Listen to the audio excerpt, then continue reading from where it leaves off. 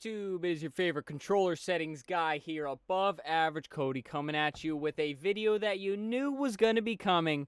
We are diving into the Call of Duty Warzone controller settings with the goal to not only give you guys some of the best values, in my opinion, for your controller, but also educate you on some of the different settings here on Call of Duty Warzone. So we're going to go through everything from the top to bottom, one at a time, not only give you a brief explanation on what each setting does, but the reason I have the value here or the setting on what I have it on. And you guys already know the drill here on the channel, so let's dive right into it. Personally, guys, I play on an Xbox One Elite Series 2 paddled controller. This will go for any controller.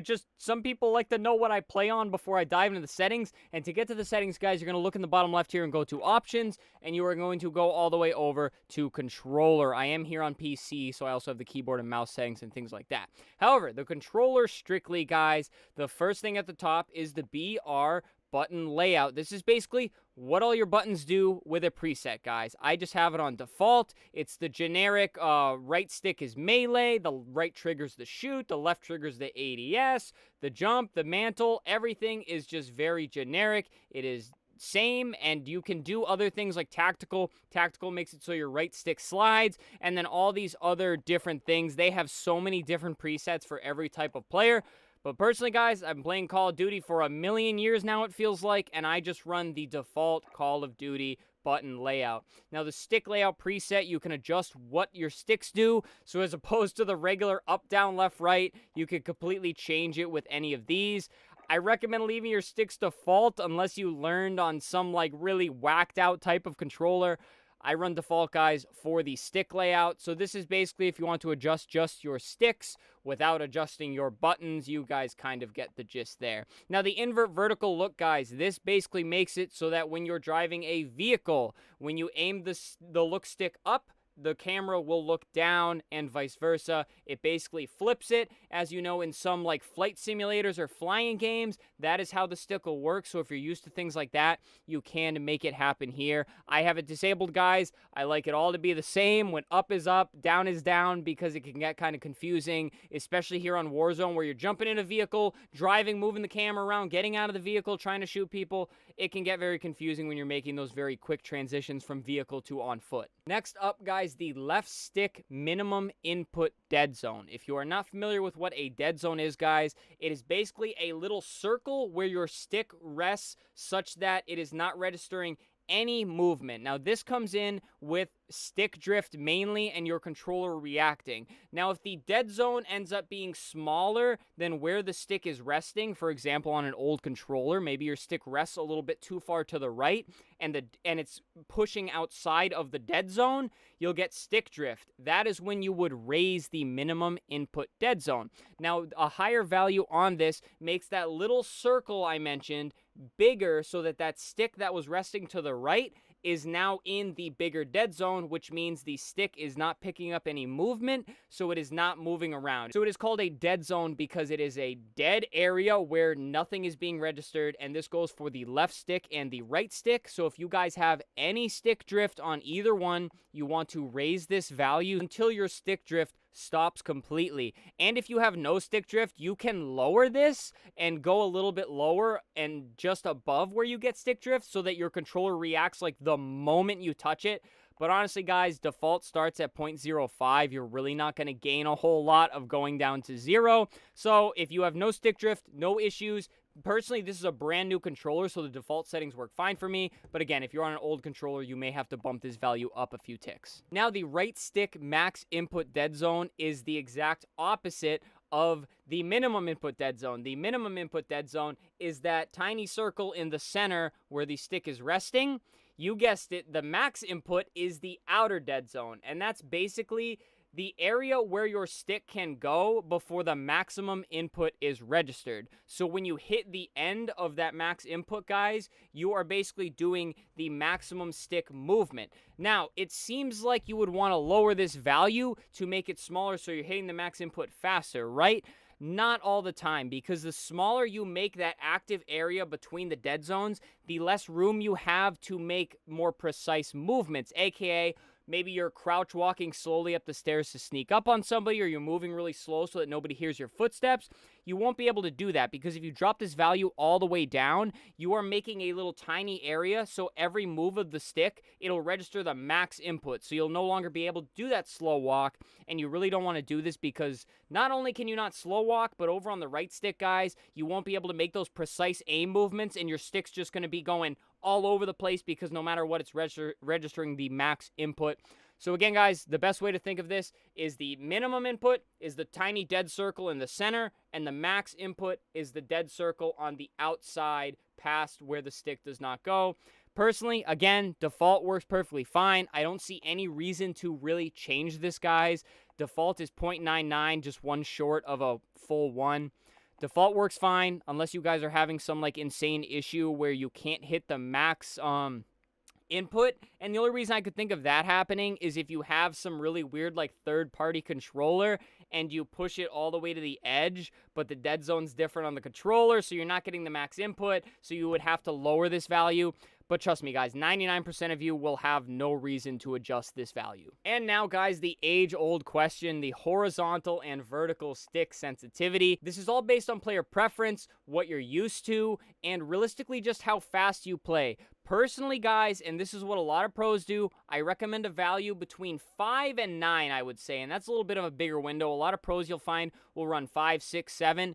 That is because it is a high enough sensitivity where you can turn fast enough, because it is a twitchy game, guys, don't get me wrong. You can turn fast enough and react to enemies, but it is low enough where you can make the precise aim movements to rip people off cover that they are in. It is Call of Duty, it is Warzone. There's a lot of places to hide. There's a lot of head glitch spots. There's people in vehicles driving by you. There's a lot of precise aiming to be made, guys. So if you go a little bit too high on your sensitivity, you're going to be aiming all over the place. It's going to be impossible to hit them. So again, you want a sensitivity high enough such that you can turn on enemies and react very quickly, but you want a sensitivity low enough where you can make those very precise aim movements. For this reason, I recommend starting on a lower sensitivity, and as you get more comfortable, go up rather than starting high and going down, because you can get a more precise aim that way. However, I do recommend having these two values match up the same. There is no reason to really have them different, guys. It creates very good muscle memory when the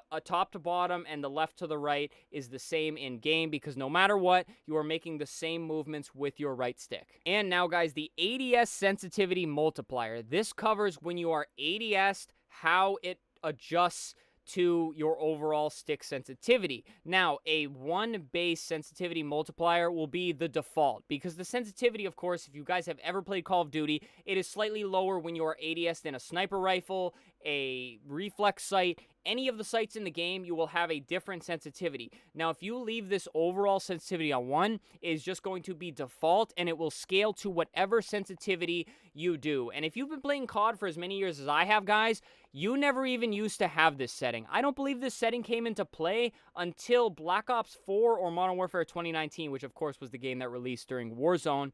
So I recommend leaving this default, because it creates, again, muscle memory where every single scope has the default multiplier, so you have one baseline to get used to.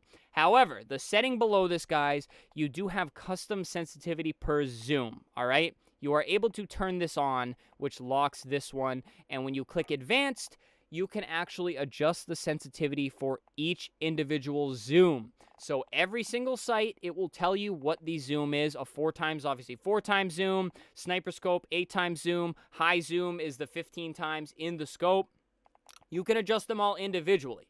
So say you're on the default multiplier, but you feel like the 15 times zoom in scope on your sniper rifle is a little bit too fast or too slow for you.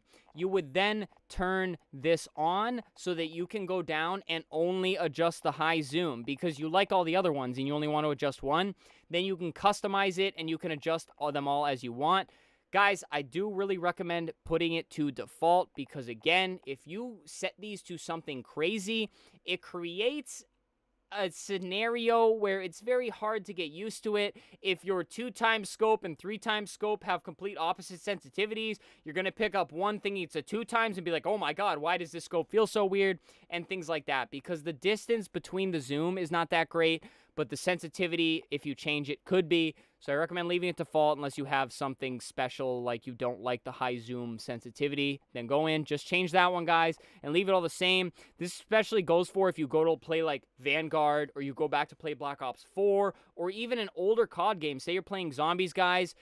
You're not going to have these settings on an older Call of Duty. So if you spend all this time getting used to these crazy sensitivities, you're not going to be able to do this. So most of us are used to default. Most of us are fine with default. And personally, I leave all mine on the 1 sensitivity multiplier. Alrighty, guys, into some much more simpler stuff. Weapons, aim assist, I just leave it on standard. Again, it's what every Call of Duty since the dawn of time has had, but in recent CODs, you are able to change the type of aim assist you have. There's basically 2 types, which are precision and focusing. Focusing will create a bigger circle of pull towards the enemy, but it will not be as strong. Basically, this is for beginner players or players newer to first-person shooters that kind of have trouble on the right stick and lining up shots. It'll give you that little bit of bigger area of pull, but less pull so that it's not overpowered. And then precision will have a much smaller window of pull onto the target, but it will be stronger, which is for more experienced and accurate players, because obviously they do not need such a big window for the aim assist because they're already so nasty on the right stick, guys. So they'll be able to get the higher precision pull, but not as big of a window. Personally, I use standard, guys. It is the middle ground. It is the medium-sized area with the medium amount of pull. It is just appropriate. And if you go around to different first-person shooters that may not have this setting, again, you'll already have the muscle memory to just stay standard. Otherwise, you might feel kind of screwed up on new first-person shooters. Now, scale aim assist with FOV, guys. This comes down to field of view. Whether you run it higher or lower, you generally want your aim assist to scale with it because it will measure the distance from the target rather than where it is on the screen. And it's kind of tough to explain, but when you run a lower FOV, the target appears closer, so it can feel like you're getting a lot more aim assist. And then if you don't have it to scale and you set your FOV higher, which is preferred by many players, guys, because you do see more on the screen, the targets just appear further away, it can feel like you're getting little or no aim assist because it does not scale properly. And now that the target is far away, it is still using the same distance from the player that it was using when it was close to you. So set this to scale, guys, so it is one smooth transition and aim assist kind of feels level throughout. It is interesting they added this setting because there used to be a myth that on high FOV you lost aim assist, but now you can have it scale so that it feels more appropriate even though the target is appearing further away on your screen. Now the weapon mount shared input, guys. These are the 2 buttons that you are using to mount. The default is while you are ADSing against a wall that you can mount, you just press in the melee button. I feel this is most appropriate for just about everybody. You can also set it to double tap the ADS button and also just ADS. So no matter what you are mounting, personally, I don't mount a lot, so I leave it on ADS and melee so that if I do want to mount, like I'm trying to pepper somebody from long distance with my assault rifle, I will mount because it increases accuracy ever so slightly. So I leave it on ADS melee, so it's something I will never accidentally hit, but it is always there if I choose to use it. Oh, and you can also disable it altogether if you're just never ever going to use mounting and you get absolutely upset when you're lining up a shot and you accidentally press it in, you're mounted and then your shot's all messed up. But, you know, to each their own. Now, the weapon mount movement exit. You can enable this or disable it, guys. If you disable it, the only way to leave mounted is to let go of the ADS button. Stop aiming down sight. If you have this enabled, guys, you can just literally move in any direction and it will stop mounting. Personally, I like that so that you can get out of it quicker rather than letting go of the ADS button, even though I normally do them both at the same time anyways. Now the aim down sight behavior, guys. This is basically either you hold left trigger so that when you let it go, it stops ADSing, or you can toggle it, which means you tap it once, you are ADS no matter what, even though your finger's off the button, and then you have to tap it again to leave ADS. Hold is the way COD has always been, guys. It is much quicker this way, and it is easier when you're shooting one enemy, shooting another enemy, because you can quickly stop ADSing and then snap to the next target, because just letting go of the trigger is much easier than making an entire button press over again. The steady aim behavior, guys, this is literally when you hold your breath, so you can toggle it so that you press the left stick and let it go and you are aimed, or you have to hold it down. I will tell you, default in just about every FPS shooter ever is to hold it, because when you can just let it go so that you don't lose your breath, because if you lose your breath, the reticle goes everywhere and it's much harder to hit a shot, and it is much easier to forget that you are holding your breath if you press it once and you are locked into it until you press it again. And equipment behavior, guys, this perfect example for this is a grenade. So you want to throw a grenade, right? Now you can hold it, which means you press your right bumper, which is my grenade button, press the right bumper and hold it. You're going to cook the grenade, and then when you let it go, you throw the grenade. Now, you could set this to toggle, which means you just press that right bumper once, the grenade's cooking. And then you have to press it again to throw the grenade. So you have basically twice as many button presses to just throw a grenade.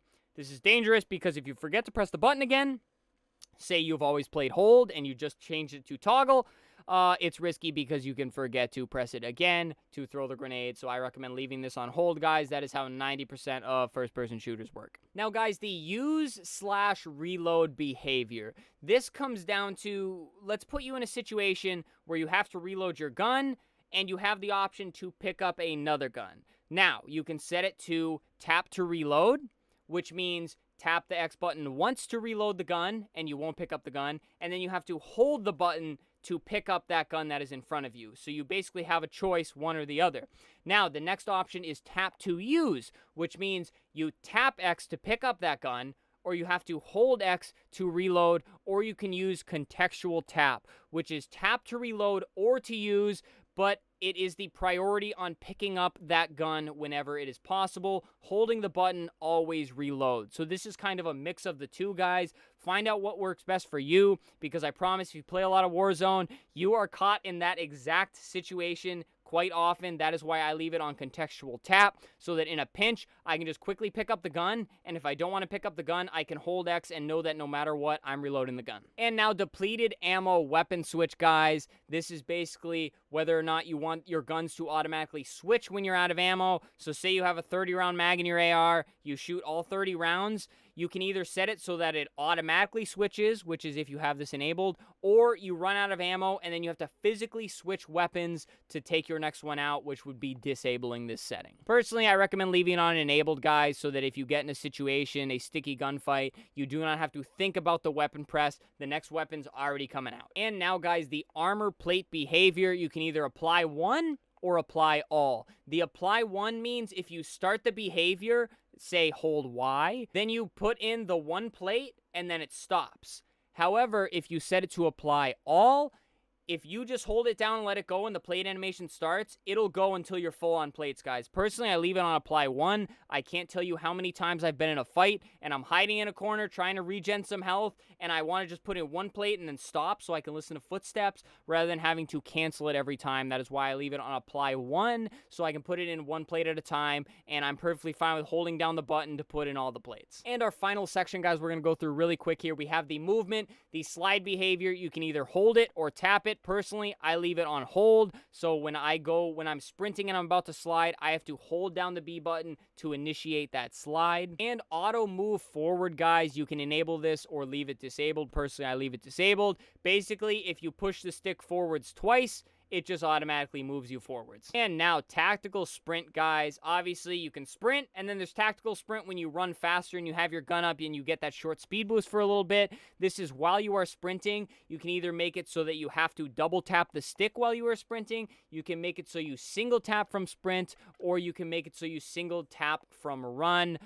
I'll be honest, guys, you're going to have to find what's comfortable for you. Personally, I use single tap from run, which is while I am running, I literally just tap the stick once and it tactical sprints. But even though I button mash my left stick while I'm sprinting, it really doesn't really make a difference for me. But if you guys are used to one more than the other, just run that one. But personally, I run single tap from run. It interrupts me the least, and it's just what I'm used to.